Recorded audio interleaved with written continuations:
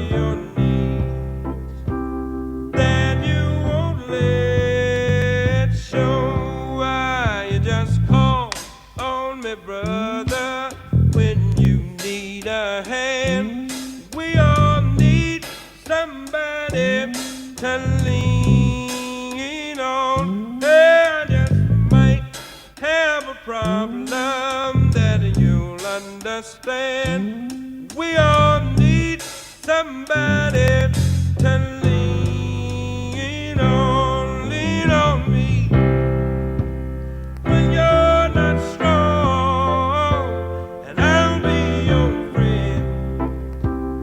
I'll help you carry on, for it won't be long till I'm gonna somebody to lean on. Now you just call on me, brother, when you need a hand.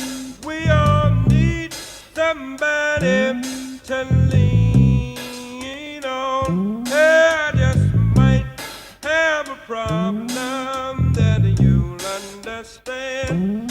We all need somebody to lean on. If there is a load you have to bear that you can carry, I'm right up the road. I'll share your load if you just call me. Call me if you ever need a friend. If you need a helping a hand, call me. Call me.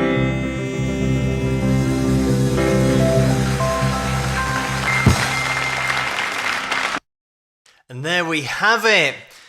The thing about Bill is that he was the rarest of things, being a singer, a songwriter, multi-instrumentalist as well. You might have seen him playing the guitar and singing at the same time, But it's the voice that really does take center stage and connects. And this is the thing about this performance, but these songs that Bill wrote, was the connection that he got with his voice.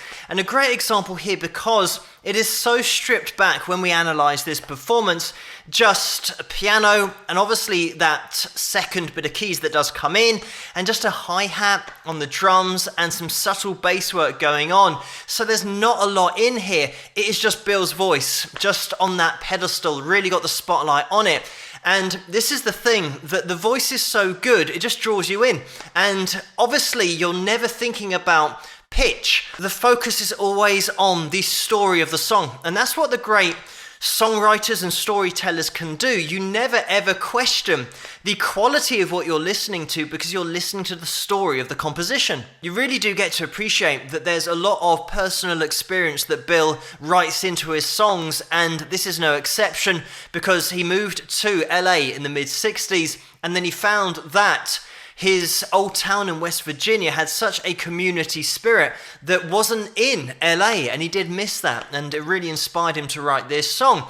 And you get to feel that through the lyrical content, but the way that it's delivered, it is something that Bill is saying from the heart. But Bill always delivered his songs with so much emotion in that vocal, and you can't help but think that with this song in particular, the fact that Bill lost his dad when he was only 13 years of age, and he joined the US Navy when he was 17, that it is drawing from that personal experience. I'm sure that there were many times in his life when he needed someone to lean on, and you really do get to appreciate that in this song. It is a rare thing as well to not only have that ability to sing, write, and play an instrument or multiple instruments, but to let people into your story and to connect on such a deep level. So putting this performance under the spotlight, Bill just draws us in with that first verse by singing in the lower octave. And I do mention this in other videos when I feature singers about having that range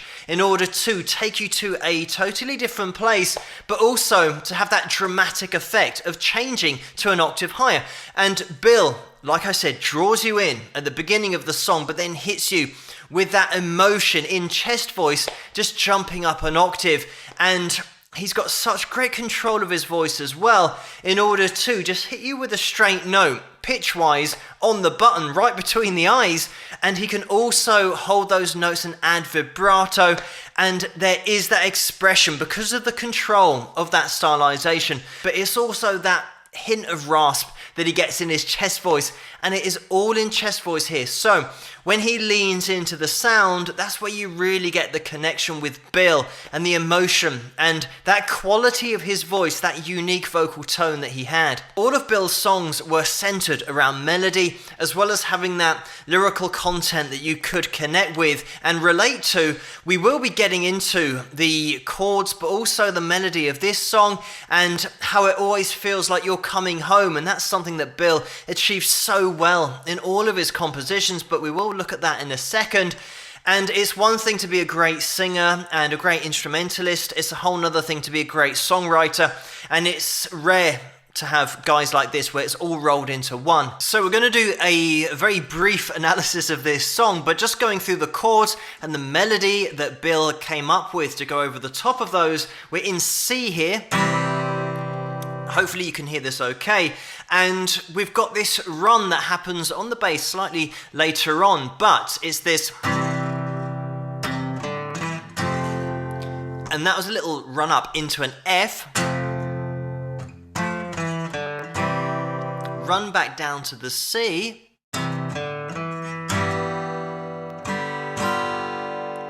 And that's just a change to the G. And then same thing.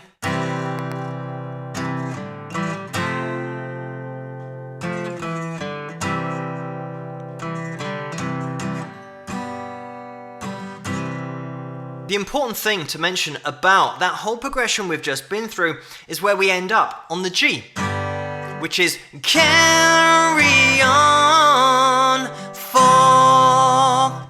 And the 4 is the first beat of the next bar. So it means that we resolve and we start a new bar. So with that fresh in your heads where we just ended, if we continue on with the verse,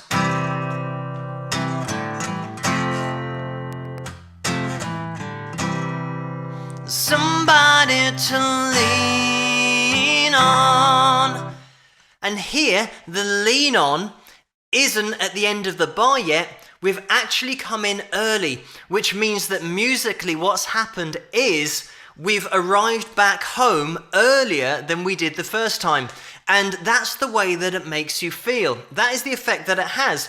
And it's the way that Bill's written it. It's so clever, but he would have just written this feeling that that's the right way to do it and to resolve that early. And this is the great thing about the top singer-songwriters, is that they know exactly where to go and when musically to match the emotion of what they're aiming for. And that's exactly what Bill's doing with this composition, but it's the reason why he has so many great songs out there that have been covered millions of times by so many different artists all over the world, because it just feels right when you listen to Bill sing these songs. We are going to get into Bill's story, his life and career. I did mention his earlier years earlier in this video, so we'll pick it up from where he joined the Navy, and he served for 9 years, leaving in 1965, and that's where he then moved to LA to chase his dream of being a musician. And at this time he was recording demos, also playing at clubs and handing his demos out.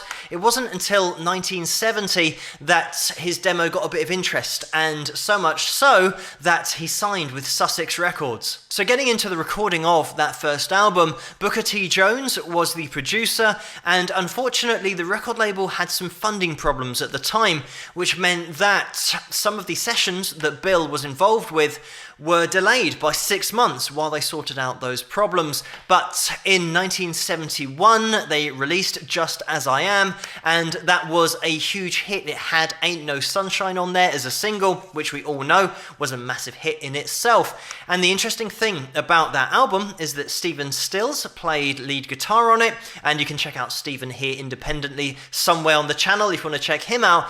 But another thing is that Bill always considered the music industry as a fickle business. So even after the success of Ain't No Sunshine, he still kept his job and didn't do music full time at that point.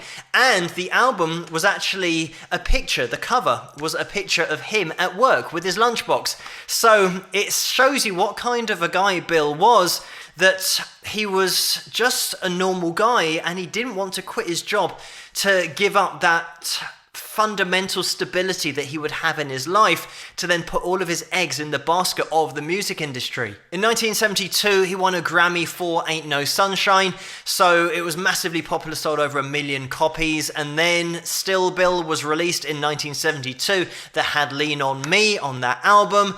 And after that, Use Me was another song that sold over 1 million copies, and that was the third song to do so. So massively successful. And in 1974 is when he released Adjustments, and that is just a plus sign and then adjustments. I'm sure you know what I mean about that album title, but unfortunately at this time as well there was a bit of a conflict with the record label, some legal dispute, which meant that Bill unfortunately couldn't record for some time after that. At this time he wrote and produced tracks for Gladys Knight and the Pips. He also performed with James Brown, Etta James, B.B. King, and focused his attention on his songwriting for other artists. Unfortunately, Sussex Records folded at this time, so in 1975 he signed with Columbia Records. So that same year, in 1975, Bill released Making Music, and that was called Making Friends here in the UK. And the next year, 1976, he released Naked and Warm, and the next year, Menagerie or Menagerie, depending on where you're from, and then 1978 was Bout Love. The problem that he was having at this time with the record label was that he couldn't get his songs approved for his albums, and this is just the A&R section who listen to a song that an artist writes and then either approves it or doesn't approve it so that it isn't then released, and they ask to get another song and to write something else that's a little bit more in line with what the industry wants or what they want as a record label. So at this point, Bill then turned his attention to joint projects rather than just writing more songs that were going to get rejected. One of those collaborations was with Grover Washington Jr., the jazz saxophonist, and they worked on Just the Two of Us in 1980, and that was a huge hit and won a Grammy. Also, he worked with Ralph McDonald, and they had a song called In the Name of Love, which was nominated for a Grammy. In 1985, he released Watching You, Watching Me, and that was his last album with Columbia Records because they kept rejecting the songs that he was writing for his own albums. And 2 of the 3 singles for that album were initially written in 1982 and rejected. So now the record label allowed those to be released. What probably made it worse, a lot worse, and a lot more frustrating for Bill is at the time, the record label were focusing on an album by Mr. T, the actor at the time, and put a lot of effort into that and not his album, whereas he thought that he's the musician, he's the artist, and Mr. T is just an actor, so why are they focusing on that album? And unfortunately, that's the way that the record labels work. If there is a flavour of the month that just happens to be an actor releasing an album, they can see the pound signs or the dollar signs and they'll release that ahead of anything else. So he was frustrated with that. It's why he didn't then sign to a big label after 1985, but he did tour with Jennifer Holliday in 1985 to promote that album. Just on that point of Bill being a true artist, and even though the record label is saying to change his sound to stay at the label, he still said, no, you're all right, I'll just keep writing the music I want to write. And Bill kept his artistic integrity. There have been plenty of artists and bands over the years that have changed their sound to whatever the record label wants them to do at that time. It is literally a case of the record label looking at the industry and seeing what kind of sound is selling the most, and then they tell their artist to make that kind of sound. So anyway, Bill wasn't into that, and he kept on going. He knew that he already had a life before music and before signing these record deals, because he was 32 when he did get that break, and he knew that he could survive outside music and would rather keep his integrity, keep making the music he wanted to, even if he wasn't signed to a big label. In 1988, there was a remix and re-release of Lovely Day, and that was a huge hit here in the UK. It got to number 4 in the charts.